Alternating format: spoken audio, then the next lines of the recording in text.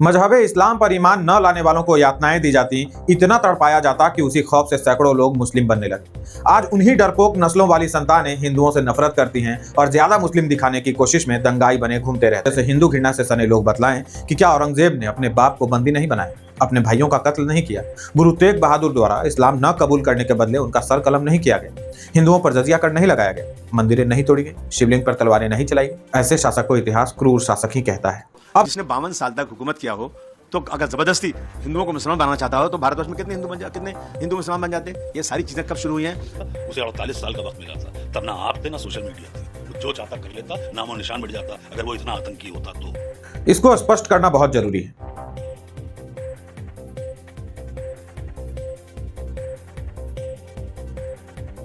नमस्कार, मैं हूं राजन झा। छावा फिल्म के रिलीज होते ही एक बार फिर से औरंगजेब को लेकर बहस तेज हो गई है। भाजपा को छोड़कर लगभग हर पार्टी के मुस्लिम नेताओं का कहना है कि छावा जैसी फिल्में गलत इतिहास बतला रही हैं। सच यह है कि औरंगजेब एक बहुत ही न्यायप्रिय और सेकुलर शासक था। अफसोस की बात यह है मित्रों कि इसमें अखिलेश यादव जैसे कुछ हिंदू राजनेता भी शामिल हैं जो फ्रीडम ऑफ एक्सप्रेशन के नाम पर औरंगजेब को बाप बनाने पर लगे हुए हैं। पहले समाजवादी पार्टी के विधायक अबू आजमी की यह बात सुनते हैं। नहीं, सब गलत हिस्ट्री दिखाई जा रही है। औरंगजेब रहमतुल्लाह अलैह ने बहुत सारी मंदिरें बनवाई हैं और आप बनारस में जाकर देखेंगे एक बच्ची, पंडित की बच्ची को जब उनका ही एक सिपह सालार उसके साथ शादी करना चाहता था, उन्होंने उस सिपह सालार को 2 हाथियों के बीच पैर बांध करके मार दिया और उन पंडितों ने उनके लिए एक मस्जिद बना के दिया वहाँ पर। क्या बात करते हैं? गलत हिस्ट्री। तो आप औरंगजेब को क्रूर शासक नहीं मानते हैं? नहीं, मैं नहीं मानता। औरंगजेब क्रूर शासक नहीं? बिल्कुल नहीं, मैं बिल्कुल क्रूर शासक नहीं मानता। इसके बाद प्रतिक्रियाएं आने लगी तो अबू आजमी ने माफी भी मांगी, लेकिन यह माफी वैसी थी कि रस्सी जल गई पर ऐठन नहीं गई। मैं फिर कह रहा हूँ कि औरंगजेब रहमतुल्लाह अलैह जो हैं, उन्होंने मंदिर तोड़ी तो मस्जिद ही तोड़ी है उन्होंने। गोलकुंडा की मस्जिद की जो ताना राजा थे, ताना शाह क्या नाम था उसका, उसकी मस्जिद तोड़ा उन्होंने, वहाँ पे मंदिर भी तोड़ा कर तो क्या वजह है उसका पता लगाना चाहिए। लेकिन अगर वो हिंदू के खिलाफ होते तो 34% हिंदू उनके साथ नहीं रहते और उनका सिपह सालार हिंदू नहीं रहता। मेरा कहना है कि इसको हिंदू मुस्लिम एंगल से नहीं देखना चाहिए। और ये सच है कि उनके राज में भारतवर्ष सोने की चिड़िया था। भारतवर्ष 24% यहाँ का वो था, भारतवर्ष की सीमा। मित्रों, अबू आजमी कह रहे हैं कि उनकी बात को तोड़ मरोड़ कर पेश किया जा रहा है। ये अच्छा है, पहले अपने मन की भड़ास निकाल लो, फिर जब मामला गड़बड़ाने लगे तो तोड़ मरोड़ करने लगो। कोई तोड़ मरोड़ नहीं था, उन्होंने साफ साफ सवाल का साफ साफ जवाब दिया था। तो आप औरंगजेब को क्रूर शासक नहीं मानते हैं? नहीं, मैं नहीं मानता। औरंगजेब क्रूर शासक नहीं? बिल्कुल नहीं, मैं बिल्कुल क्रूर शासक नहीं मानता। अब कांग्रेस के दंगाई सांसद इमरान मसूद को सुनिए। आप भी मानते हैं कि औरंगजेब आतताई नहीं था क्या? आतताई क्या बात कर रहे हैं आप? 49 साल बादशाह रहा वो देश का, आप आतताई बता रहे हैं? कैसे आतताई बता रहे हैं आप उसको? 49 साल बादशाह रहा, उसके राज के अंदर जीडीपी कहाँ थी? आप कैसी बात कर रहे हैं? आप इतिहास पढ़िए ना।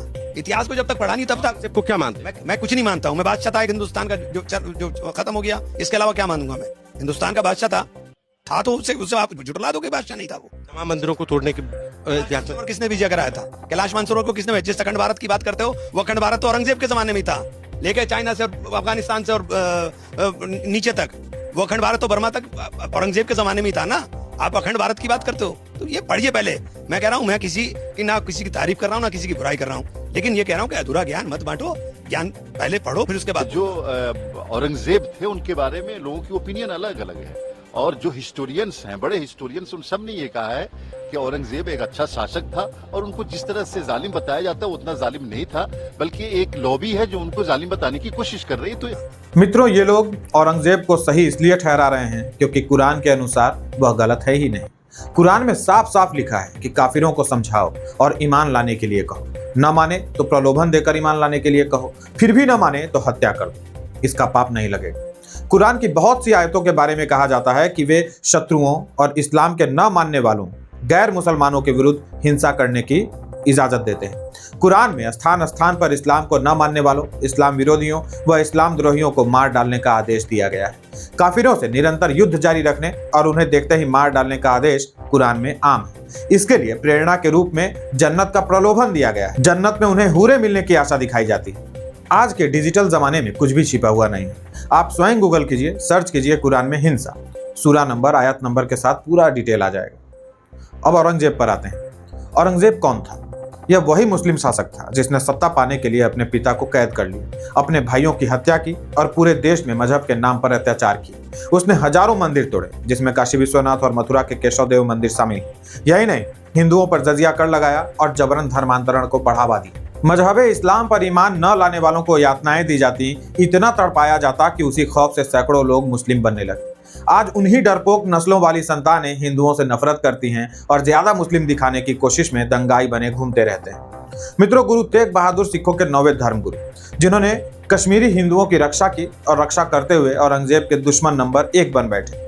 उन्हें औरंगजेब ने छल से पकड़ा और बेरहमी से उसका कत्ल करवा दिया, सर कलम करवा दिया। अबू आजमी, इमरान मसूद और खालिद अनवर जैसे हिंदू घृणा से सने लोग बतलाएं कि क्या औरंगजेब ने अपने बाप को बंदी नहीं बनाया, अपने भाइयों का कत्ल नहीं किया?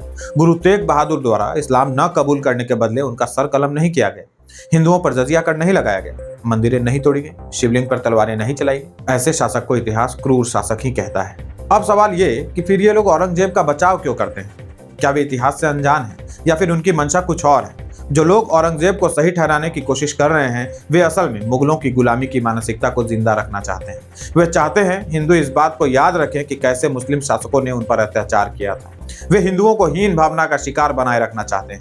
आज के जागते और संगठित होते हिंदुओं ने इन मजहबी दंगाइयों को डरा दिया है। इनका गजवाए हिंद वाला सपना चूर चूर हो रहा है। मित्रों, इस बहस एक कुतर्क और दिया जा रहा है कि यदि औरंगजेब इतना ही अत्याचारी होता तो सभी हिंदुओं का नामो निशान मिट जाता। जिसने 52 साल तक हुकूमत किया हो, तो अगर जबरदस्ती हिंदुओं को मुसलमान बनाना चाहता हो तो भारतवर्ष में कितने हिंदू मुसलमान बन जाते? ये सारी चीजें कब शुरू हुई हैं? उसे 48 साल का वक्त मिला था, तब ना आप थे ना सोशल मीडिया थी। वो जो चाहता कर लेता, नामो निशान मिट जाता अगर वो इतना आतंकी होता तो। इसको स्पष्ट करना बहुत जरूरी है। हिटलर तानाशाह था और उसने यहूदियों पर अत्याचार किया, गैस चैम्बर में भरकर उनको मरवा देता था। आज 1.5 करोड़ से अधिक यहूदी हैं दुनिया भर में। तो इसका अर्थ क्या समझा जाए? हिटलर ने यहूदी नरसंहार कराए या नहीं? मित्रों, मुनव्वर राना को इस देश ने, विशेषकर हिंदुओं ने इतना प्यार दिया, स्टार बना दिया, और जाते जाते उसकी भी हिंदू घृणा बाहर आई गई। सपोले से आप क्या उम्मीद करेंगे?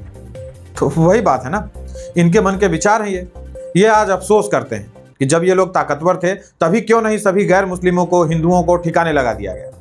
अब तो समय का चक्र बदल गया। ये लोग कहते हैं ना, हमारे बाप दादा भी अंग्रेजों से लड़े।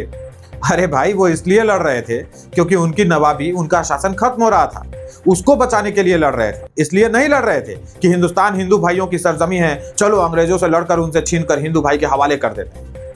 इसलिए ये बातें जहां भी सुने उनको फौरन जवाब दीजिए। मित्रों, सोचने वाली बात एक और है कि जब ये लोग अत्याचारी औरंगजेब का इतना बचाव करते हैं या उसका पक्ष लेते हैं, उसको अच्छा शासक बतलाते हैं, तो सोचिए, और ये तब जब यहाँ बहुसंख्यक हिंदू हैं, तो सोचिए जब हिंदुओं की संख्या कम हो जाएगी या फिर जब ये किसी अच्छे पोजीशन पे हो। आज सारे राजनेता ही औरंगजेब का पक्ष ले रहे हैं ना, कोई एमपी है, कोई विधायक है। तो जब ये शक्तिशाली होंगे तब क्या ये औरंगजेब की तरह हिंदुओं पर अत्याचार नहीं करेंगे? औरंगजेब क्रूर और अत्याचारी था, बल्कि जितने भी मुगल शासक हुए सब के सब क्रूर और अत्याचारी थे। पर हिंदुओं ने कभी महाराणा प्रताप के रूप में, कभी पृथ्वीराज चौहान के रूप में, तो कभी छत्रपति शिवाजी के रूप में अपनी वीरता का प्रदर्शन किया। लड़ते रहे, मरते रहे, परंतु अपना धर्म नहीं छोड़ा। परिणाम आज 120 करोड़ की संख्या के साथ विश्व भर में छाए हुए हैं। और ये हिंदू जानते हैं हमारी पहचान और हमारा इतिहास किसी एक क्रूर शासक की दी गई जंजीरों से नहीं बंधा है। भारत महाराणा प्रताप, शिवाजी महाराज और गुरु गोविंद सिंह जैसे वीरों की धरती है, न कि किसी औरंगजेब की। यदि आप किसी गलत फहमी में हैं तो उसे दूर कीजिए, सही इतिहास पढ़िए, सच को स्वीकार कीजिए। आज के लिए इतना ही। इस वीडियो को ज्यादा से ज्यादा शेयर करें। सहायता करना चाहते हैं तो इस QR कोड को स्कैन कीजिए। मिलते हैं अगले वीडियो में। जय हिंद।